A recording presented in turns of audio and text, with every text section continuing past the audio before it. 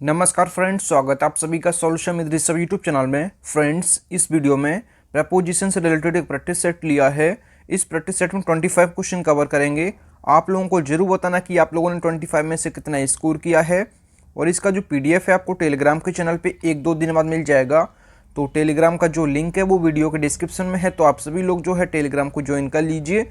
और आप लोग यूट्यूब चैनल को भी ज्वाइन कर सकते हैं। यूट्यूब चैनल ज्वाइन करते ही आपको सभी वीडियोज़ का PDF आपको टेलीग्राम पे मिल जाएगा और उसका पासवर्ड आपको चैनल के कम्युनिटी सेक्शन में या फिर चैनल के मेंबरशिप सेक्शन में आपको मिल जाएगा।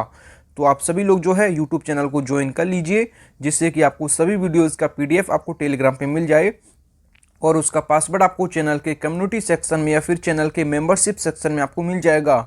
और आप लोगों ने 25 में से कितना स्कोर किया है कमेंट बॉक्स में ज़रूर बताएं। तो चलिए वीडियो को शुरू करते हैं। अगर आप चैनल पर पहले विजिट किए, चैनल को सब्सक्राइब करें, बेल आइकन को प्रेस करें। चलिए वीडियो को शुरू करते हैं।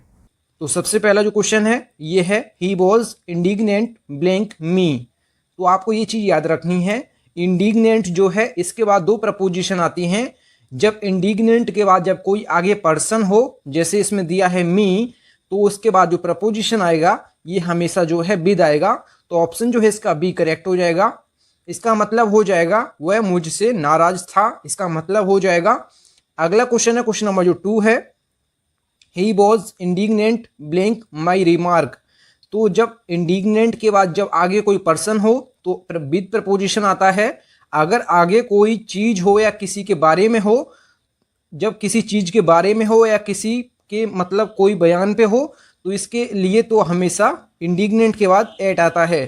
तो ये दो प्रपोजिशन आपको याद रखना है। इंडिग्नेंट के जब आगे जब कोई पर्सन हो तो विद आएगा, जब आगे कोई किसी चीज के बारे में बात की जाए तो एट आएगा। तो इसमें हो जाएगा, इसका मतलब हो जाएगा सेंटेंस का मेरे इस बयान पर वह नाराज हो गए, इसका मतलब हो जाएगा। तो दोनों प्रपोजिशन आप याद रखें। इंडिग्नेंट के बाद विद प्रपोजिशन आता है जब आगे कोई पर्सन हो, जब आगे किसी चीज के बारे में बात हो तो एट आता है। अगला जो क्वेश्चन है क्वेश्चन नंबर जो 3 है, she is obliged blank you blank your help.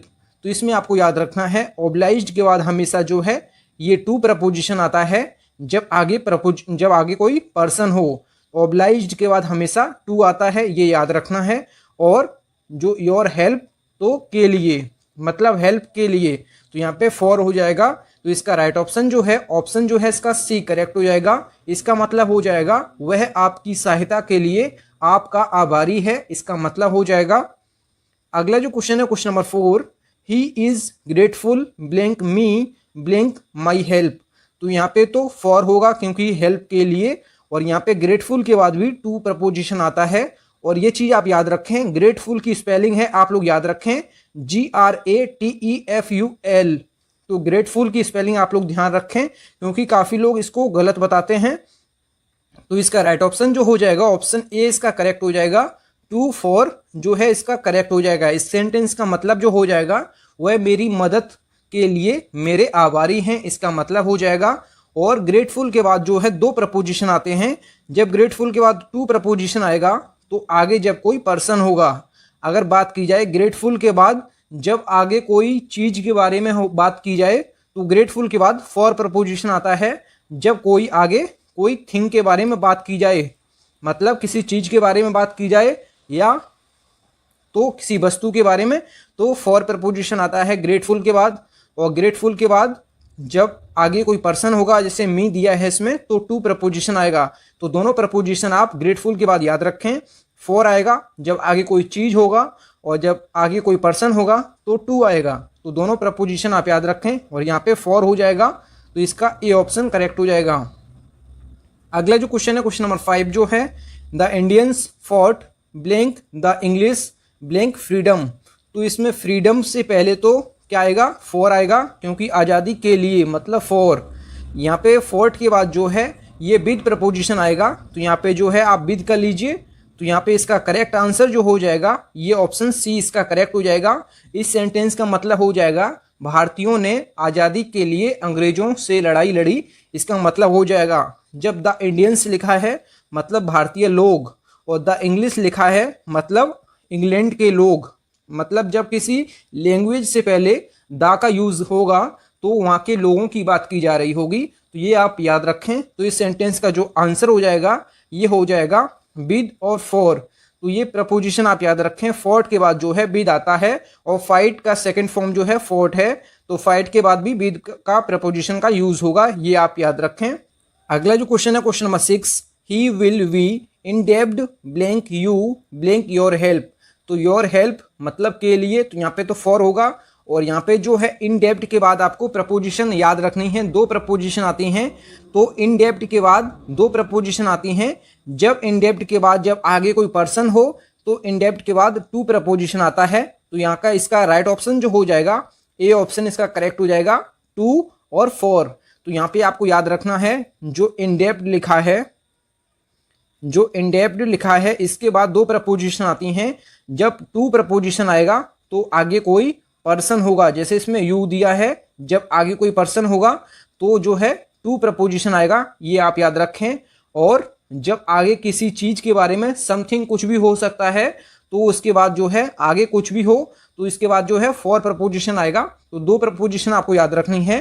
जब इंडेप्ट के बाद जब आगे कोई पर्सन हो तो आपको टू प्रपोजिशन का यूज करना है। जब आगे कुछ भी हो, जैसे समथिंग कुछ भी हो सकता है, जैसे किसी चीज के बारे में या किसी वस्तु के बारे में, तो ये फॉर का यूज आप करेंगे, ये आप याद रखें। तो इसका जो करेक्ट आंसर जो है ऑप्शन ए करेक्ट हो जाएगा। यहाँ टू हो जाएगा और यहाँ फॉर हो जाएगा। इसका मतलब हो जाएगा आपकी सहायता के लिए वह आपका आभारी रहेगा, इसका मतलब हो जाएगा।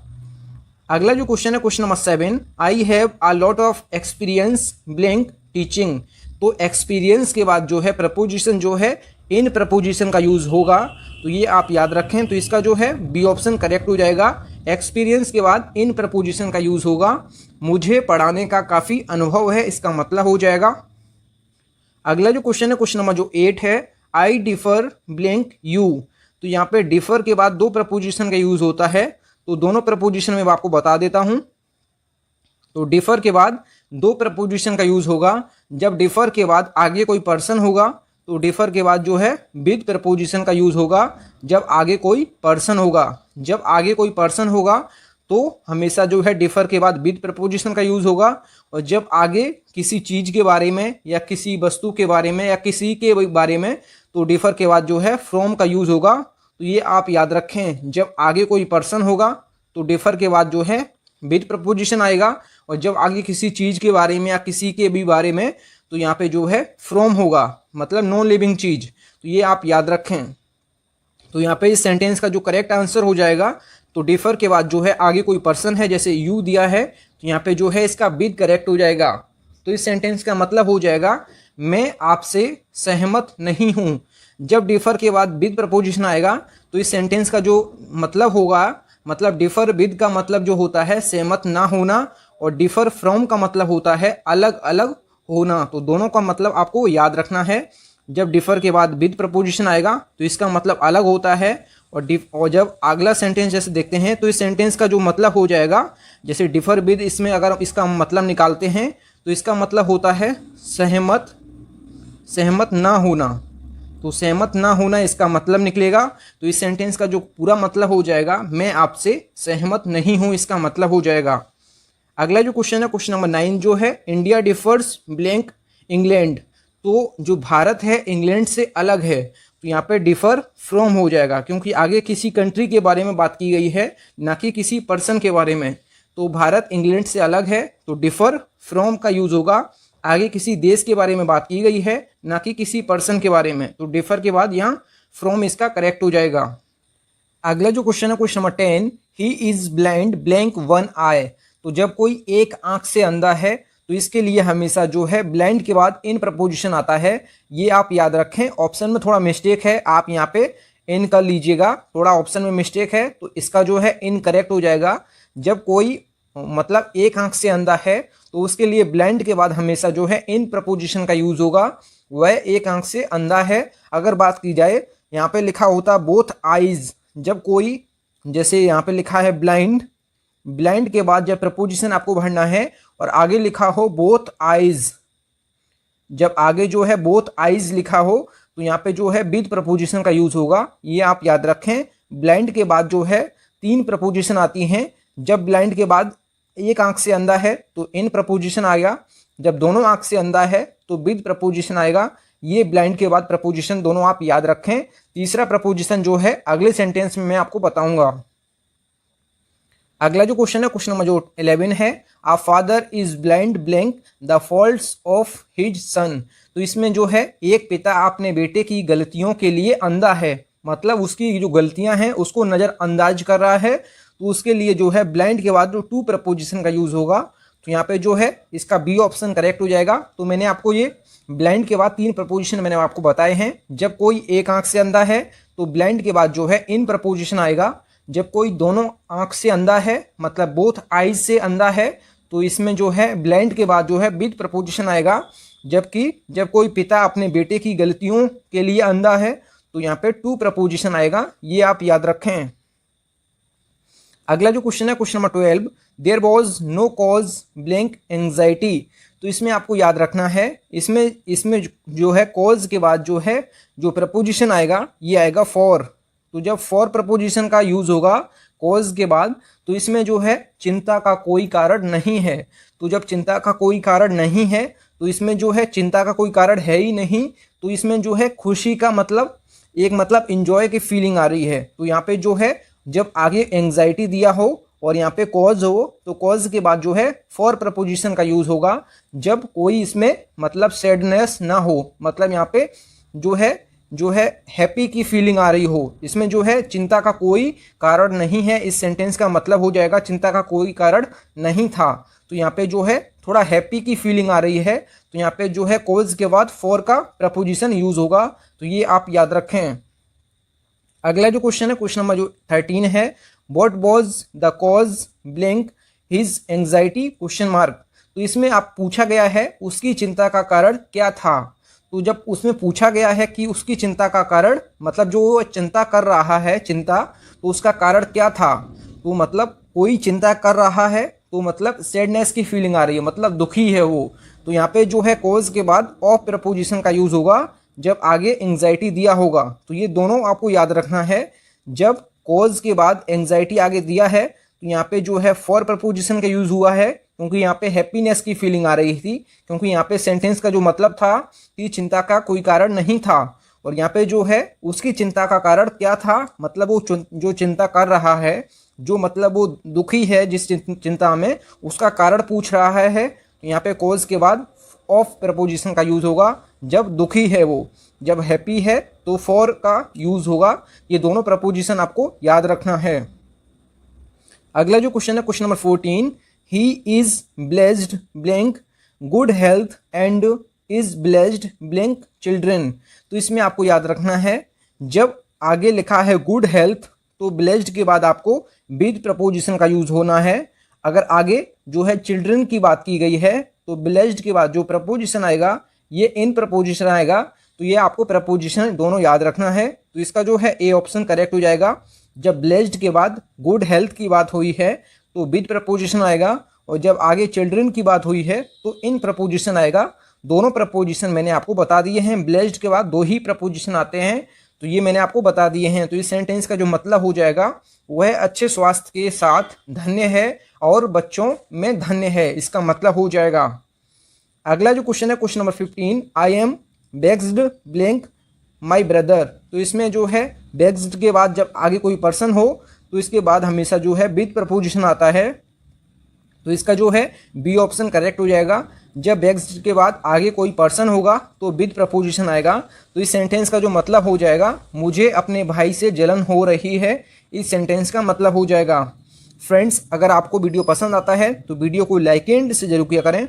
अगला जो क्वेश्चन है question number 16, she was vexed blank her mother's in less. तो इसमें आपको याद रखना है जब इसमें आगे कोई मतलब उसकी मदर की जो है मतलब उसकी माँ की बीमारी के बारे में बात की गई है तो आपको जो है वेक्स्ड के बाद एट प्रपोजिशन का यूज करना है। आपको मैंने जो है वेक्स्ड के बाद 2 प्रपोजिशन बताए हैं।